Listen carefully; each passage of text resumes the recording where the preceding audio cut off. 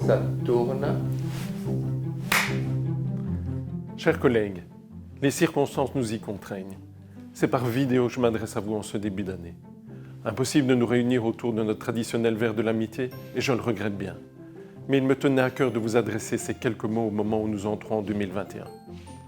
Traditionnellement, j'aime revenir sur quelques moments clés de l'année. Je ne vais pas retracer ici la chronologie de 2020, le Covid ayant été omniprésent. Je souhaite par contre le résumer en 4 mots qui, à mon sens, synthétisent ce que nous avons vécu ensemble.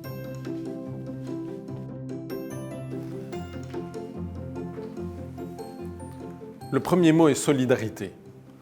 Nous avons toutes et tous été impressionnés par l'esprit d'entraide qui a prévalu tout au long de la crise. Je ne parle pas ici de la solidarité venue de l'extérieur à l'égard des soignants. Je pense plutôt à la solidarité dont vous avez fait preuve. Cette salle des conférences a été transformée en garderie improvisée pendant plusieurs semaines. Une organisation qui n'était possible que grâce au support bénévole de collègues venus des différents services de Saint-Luc. Chacun, à son niveau, a participé au combat contre le Covid. Alors il est assez commun de dire qu'à Saint-Luc, on se sent davantage appartenir à son équipe qu'à l'institution, que les différents métiers dressent des silos dans l'hôpital. Rien de tout cela au cours des mois que nous avons traversés. Là où l'un d'entre vous pouvait aider, il l'a fait. Le support entre et vers les équipes de première ligne a été omniprésent. Qu'il s'agisse de l'aide fournie par ceux qui ont été désœuvrés en raison de l'arrêt de leurs activités, ou qu'il s'agisse de collaborateurs pour lesquels nous avons dû recourir au chômage temporaire, de chez eux, par leur résilience, ils ont soutenu leurs collègues en première ligne. Le deuxième mot que je retiendrai est créativité. Quel ne fut pas le challenge de devoir répondre jour après jour, heure après heure, à la réalité nouvelle qui s'est abattue sur nous en mars. Confinement, déconfinement, relance des activités, nouveau ralentissement, reconfinement, deuxième vague, expectative. Les semaines se sont écoulées sans se ressembler, charriant leur lot de défis à relever. Approvisionnement, équipement, gestion des équipes, sécurité, fermeture et réouverture d'unités. C'est dans cette salle que la direction se réunit de manière régulière, jusqu'à 7 jours sur 7 au sommet des 2 vagues, pour prendre les décisions adéquates pour permettre d'assurer les activités de l'hôpital. Le fonctionnement en mode crise depuis a requis de tout le monde une capacité permanente à se réinventer. On dit de Saint-Luc qu'il est un paquebot lourd à manœuvrer. Notre navire a su pourtant démontrer qu'il était tout à fait apte à traverser les tempêtes. Le troisième mot est agilité. Mélanger créativité et solidarité requiert une bonne dose d'agilité pour faire en sorte que les choses fonctionnent. Que la continuité des soins soit assurée à tout moment. Que chaque jour, chaque collaborateur connaisse sa tâche et puisse l'accomplir de la meilleure façon qui soit. Dans le contexte de crise, vous avez su vous montrer agile, souple et flexible. Vous avez adapté vos habitudes, votre cadre de travail, votre manière habituelle de fonctionner. Rien n'aurait été possible sans cette attitude d'ouverture au changement. Cette force d'adaptation, vous l'avez démontré plus encore à partir du 30 novembre, date à laquelle nous avons mis en service le TPI carré. Je vais y revenir dans quelques instants. Et enfin, dernier mot, et pour moi il résume l'année 2020 à lui seul, intensité. Ce fut une année intense à tous les niveaux de nos vies professionnelles et personnelles aussi. La maladie a pesé sur les moindres aspects de notre quotidien. Il n'y a pas un acte que nous posons depuis mars dernier qui ne soit dicté ou influencé par la maladie. Maladie d'un patient, d'un collègue, d'un proche ou nous-mêmes. Nous sommes des dizaines à l'avoir contractée. L'une de nos collègues en est si tristement décédée. Je n'oublie pas tous ces patients que vous avez accompagnés, soit vers la guérison, soit dans les dernières heures de leur vie. Et tout ceci fut vécu avec énormément d'humanité. Nous avons à présent franchi le cap de l'année nouvelle. Et là, c'est évidemment un autre mot qui me vient à l'esprit, l'espoir. Malheureusement, en refermant la page de 2020, nous n'avons pas dit au revoir au Covid.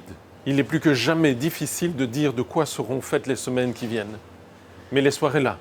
La vaccination offre un réel espoir de retour à la normalité. Je me trouve ici, au cœur de notre pharmacie, qui jouera un rôle crucial dans le cadre de cette campagne de vaccination nationale. En ce qui vous concerne, je peux vous confirmer que vous pourrez bénéficier de la vaccination contre le Covid dans les prochaines semaines, suivant les dernières informations reçues. Je vous recommande vraiment de saisir cette opportunité qui vous est offerte. Plus nous serons vaccinés, plus nous nous approcherons d'un retour vers cette vie d'avant qui nous semblait si évidente et dont désormais nous rêvons. De retour à la normalité, il devrait également en être question suite au lancement du TPI Carré.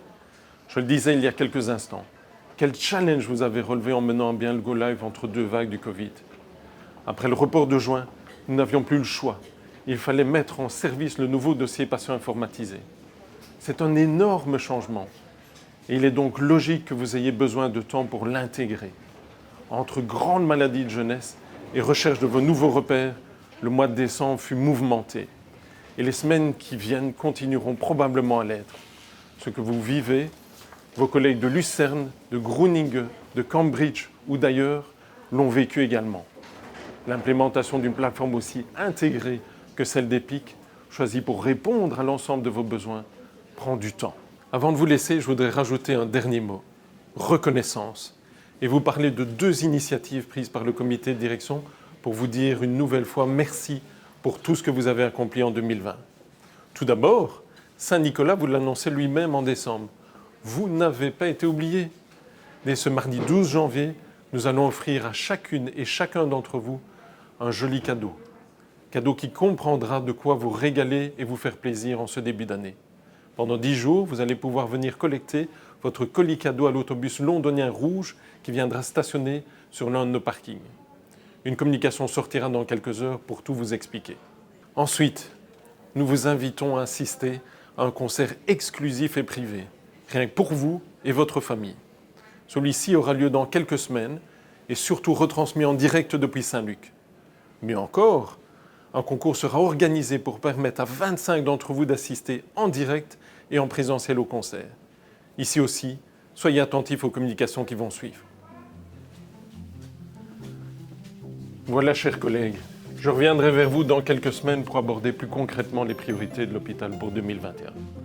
À présent, le temps est venu pour moi de vous souhaiter une année 2021 pleine d'espoir, je l'ai dit, et d'apaisement. Même si l'incertitude est là, je suis résolument positif. L'espoir est là, la fin de la crise n'est pas encore tout à fait pour demain, mais elle est en vue. Les efforts menés collectivement produisent leurs effets. Et le vaccin est arrivé. En tant que personnel hospitalier, nous aurons le privilège de pouvoir bénéficier rapidement de la vaccination. Surtout, saisissons cette occasion pour avancer vers la solution. Au nom du conseil d'administration et du comité de direction, un immense merci pour tout ce que vous avez fait pour nos patients. Et je vous présente à toutes et à tous nos vœux de bonheur et de santé pour vous, ainsi que pour tous ceux qui vous sont chers. Donc je vais faire le clap, je recule et puis je reviens. Après le report du juin, c'est pas bon. Attention, t'es vraiment limite. Begrijpen?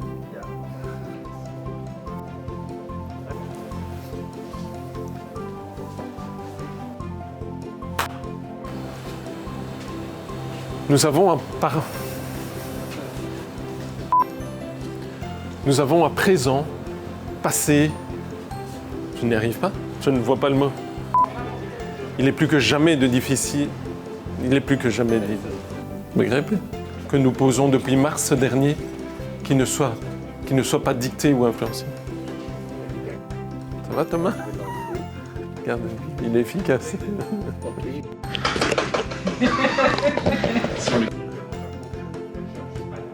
Voilà, c'est bon. Merci.